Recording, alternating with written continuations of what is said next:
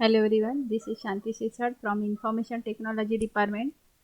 In this practical, we learn the inline function concept. Guys, actually ये concept आपको theory में syllabus में नहीं दिया हुआ है, but practical number 9 ये completely आपका inline function के concept पे ही depend है. So पहले practical का program देखने के पहले मैं आपको यहाँ पे actually inline function मतलब क्या है और inline जो function है वो concept क्यों use किया जाता है object oriented programming में, वो मैं आपको एक डायग्राम के थ्रू बताने वाली. देखो, नॉर्मल फंक्शन, नॉर्मली अगर हमने कोई भी फंक्शन लिया, ओके, कोई भी फंक्शन अगर हमने नॉर्मली लिया तो वहाँ पे क्या होता है कि हम ऑब्वियसली हमारा प्रोग्राम एग्जीक्यूशन कहाँ से स्टार्ट होता है, वॉइड मेन से स्टार्ट होता है. और वॉइड मेन में हम क्या करते हैं, फंक्शन को कॉल करते हैं. अभी एक्चुअली अगर फंक्शन नॉर्मल फंक्शन रहेगा तो क्या होगा, फंक्शन को जैसे ही हम कॉल करेंगे तो मेन फंक्शन के पास जो कंट्रोल रहेगा वो कंट्रोल ट्रांसफर होके कहाँ पे जाएगा, जो फंक्शन का डेफिनेशन है वहाँ पे जाएगा. तो प्रॉब्लम क्या है, यहाँ पे ओवरहेड हो जाता है. देखो, मेन फंक्शन मेमोरी में कहीं पे दूसरे लोकेशन पे स्टोर्ड रहेगा, ओके, एंड आपका मेन फंक्शन जो है, यूजर डिफाइंड फंक्शन जो है आपका फंक्शन वन, ये कहीं दूसरे लोकेशन पे स्टोर्ड है, ओके. तो कंट्रोल वन मेमोरी लोकेशन से दूसरे मेमोरी लोकेशन पे अगर ट्रांसफर हो रहा है तो प्रोग्राम में क्या हो जाएगा, ओवरहेड हो जाएगा. मीन्स यहाँ पे थोड़ा टाइम लगेगा ज़्यादा. एक्चुअली ये टाइम नैनो सेकेंड्स में रहता है तो हम लोग को एग्जीक्यूशन के टाइम वो समझ में नहीं आता है. बट ये प्रॉब्लम है अगर हम क्या करें, मेन के थ्रू फंक्शन को कॉल कर रहे तो वो कंट्रोल ट्रांसफर होना, वापस क्या होगा, फंक्शन एग्जीक्यूट होगा. यहाँ पे एग्जीक्यूशन कंप्लीट होने के बाद वापस कंट्रोल ट्रांसफर होगा main, sorry, user define function से किसको जाएगा, मेन प्रोग्राम को जाएगा, ओके. सॉरी. सो ये प्रॉब्लम सॉल्व करने के लिए हम कौन सा फंक्शन का कॉन्सेप्ट यूज करेंगे, inline function. Means inline keyword हम फंक्शन के यहाँ पे यूज करेंगे. इनलाइन ये सी प्लस प्लस में एक कीवर्ड है. अगर हमारा फंक्शन इनलाइन फंक्शन रहेगा, ओके, मैं प्रोग्राम में बताऊंगी आपको, तो क्या होगा एक्चुअली कि मेन फंक्शन के थ्रू जब उस फंक्शन को कॉल जाएगा, जैसे यहाँ पे कॉल जा रहा है वैसे ही मेन फंक्शन के थ्रू क्या होगा, इनलाइन फंक्शन को कॉल जाएगा. बट कॉल जाने के बाद एक्चुअली क्या होगा यहाँ पे कि कॉल जाएगा मतलब क्या होगा, कंट्रोल ट्रांसफर नहीं होने वाला है.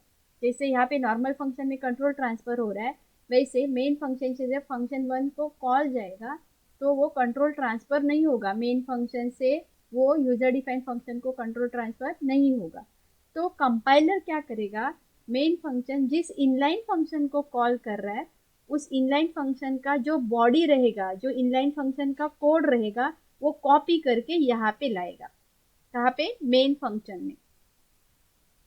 देखो, फंक्शन अगर इनलाइन फंक्शन रहेगा और मेन फंक्शन उसको कॉल कर रहा है तो ट्रांसफर नहीं होगा, कंट्रोल मेन से उस फंक्शन को कंट्रोल ट्रांसफर नहीं होगा. तो कंपाइलर क्या करेगा, उस फंक्शन का जो बॉडी है वो बॉडी में जो भी कोड रहेगा वो कॉपी करके कहाँ पे लाएगा, यहाँ पे, जहाँ से उसको कॉल जा रहा है वहां पे. सो यहाँ पे ओवरहेड नहीं होगा और कंट्रोल जो मेन फंक्शन के पास है वो कंट्रोल उसी फंक्शन के पास रहेगा. ये आपका इनलाइन फंक्शन का कंसेप्ट है. अभी हम देखेंगे यहाँ पे कि प्रोग्राम कैसे करना है इनलाइन फंक्शन यूज करके, ओके. देखो, मैं थोड़ा सा इसका कॉम्प्लेक्सिटी थोड़ा कम कर देती हूँ ताकि आप लोगों को थोड़ा समझने में आसान जाए.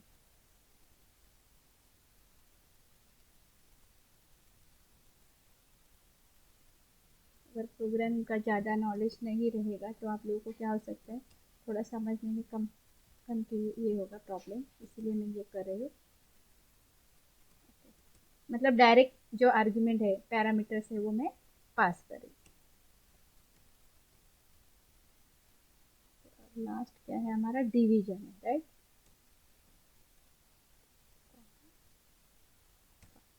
ओके. अभी क्या होगा, मेन फंक्शन से हमारा प्रोग्राम का एग्जीक्यूशन क्या होगा, स्टार्ट होगा. प्रोग्राम का एग्जीक्यूशन यहाँ से स्टार्ट होने के बाद यहाँ पे देखो मैं क्या करी, cout addition of X and Y, ये मैसेज डिस्प्ले होगा.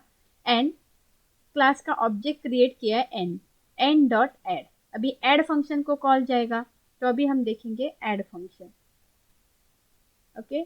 यहाँ पे देखो एड फंक्शन, सपोज अभी यहाँ पे मैंने एड फंक्शन को इनलाइन नहीं किया है, ऐड फंक्शन को क्या नहीं किया मैंने, इनलाइन नहीं किया, मतलब हमारा ये नॉर्मल फंक्शन है। तो ऐड फंक्शन को वहाँ से कॉल करने के बाद जो वैल्यूज़ है ऐड के लिए मैंने जो 12 एंड 23 दिए हैं वो एक्स एंड वाई में आएंगे। यहाँ पे एक्स वाई का एडिशन परफॉर्म होगा और यहाँ से वैल्यू जो है वो रिटर्न होके वापस कहाँ पे आएंगे हम, मेन फंक्शन में आएंगे। मतलब कंट्रोल मेन से ऐड फंक्शन को ट्रांसफर हो रहा है और ऐड फंक्शन जैसे ही वैल्यू रिटर्न कर रहा है तो वहां से रिटर्न कंट्रोल वापस किसको आएगा, मेन फंक्शन को आएगा। और उसके बाद यहाँ पे एडिशन होके वो वैल्यू क्या हो जाएगी, डिस्प्ले हो जाएगी। तो ये कंट्रोल ट्रांसफर में क्या होता है, एक्चुअली टाइम वेस्ट हो जाता है। ओके, बट यहाँ पे क्या होगा, देखो अभी सब्सट्रैक्शन है या मल्टीप्लिकेशन है या डिवीजन, ये तीनों फंक्शन जो है वो मैंने क्या किए हैं, तीनों फंक्शन को इनलाइन फंक्शन बनाया। क्या बनाया, इनलाइन। जस्ट हम लोग को एक इनलाइन कीवर्ड उसके पहले यूज करना है फंक्शन डेफिनेशन में। ओके, इनलाइन फंक्शन बनाया हुआ है मैंने। तो इनलाइन बनाने की वजह से यहाँ पे क्या होगा कि एक्स वाई ये जो कोड है एक्चुअली इनलाइन देखो सब्सट्रैक्शन मल्टीप्लिकेशन एंड डिवीजन, ये तीनों फंक्शन कैसे है, इनलाइन फंक्शन है। तो उसकी वजह से बेनिफिट क्या होगा, जैसे ही यहाँ से कॉल जाएगा तो यहाँ से कॉल ट्रांसफर नहीं होगा। कंपाइलर क्या करेगा, सब्सट्रैक्शन के लिए हमने जो कोड लिखा है वो कॉपी करके यहाँ पे पेस्ट करेगा एंड देन वो कोड क्या होगा, एग्जीक्यूट होगा। सेम मल्टीप्लिकेशन भी हमने क्या लिया है, इनलाइन फंक्शन लिया है। तो मल्टीप्लिकेशन ये फंक्शन को जैसे ही मेन फंक्शन कॉल करेगा, क्योंकि अभी हम कहाँ पे है, मेन में ही है ना, वॉइड मेन में ही है ना हम लोग। ओके, तो यहाँ से जैसे ही वॉइड मेन मल फंक्शन को कॉल करेगा तो कंपाइलर क्या करेगा, मल फंक्शन का कोड यहाँ पे कॉपी पेस्ट करेगा, तो मल फंक्शन यहाँ पे एग्जीक्यूट होगा। सेम फॉर डिवीजन, मतलब कंट्रोल मेन से उस प्रोग्राम को, ये तीनों फंक्शंस को जैसे सब्सट्रैक्शन है, मल्टीप्लिकेशन है एंड डिवीजन, ये तीनों फंक्शन को कंट्रोल ट्रांसफर नहीं होगा। तो इनका कोड जो है वो इनलाइन फंक्शन होने की वजह से कंपाइलर क्या करेगा, यहीं पे कॉपी करेगा। तो कंट्रोल किसके पास रहेगा, मेन फंक्शन के पास ही रहेगा। तो as compare to normal function execution time, inline function के लिए जो टाइम लगेगा वो कम रहेगा।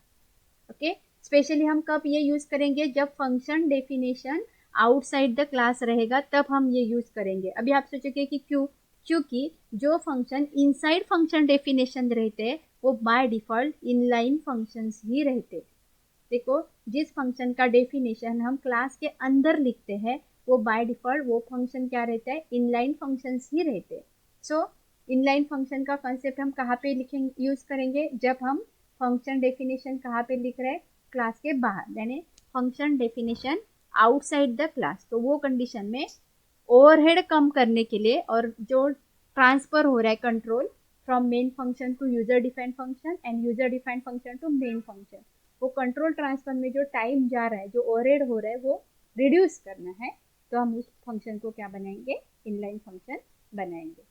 अभी एग्जीक्यूशन जो है वो आपका नॉर्मल ही होगा। देखो हम क्या कर रहे हैं, यहाँ पे एडिशन कर रहे हैं, राइट। 12 + 23 35 आ गया, यहाँ पे माइनस करेंगे तो 11 आएगा, देन टू 30 एंड डिवीजन का रिजल्ट 3। देखो 35 11 20 एंड 20 डिवाइडेड बाय 5 4। ओके, तो ये है हमारा इनलाइन का कंसेप्ट। गाइस, आप लोग को अगर कोई भी डाउट रहेगा इनलाइन कंसेप्ट के रिगार्डिंग, तो हम क्या करेंगे, इसको लाइव सेशन के टाइम में आपका डाउट सॉल्व कर देंगे। Thank you.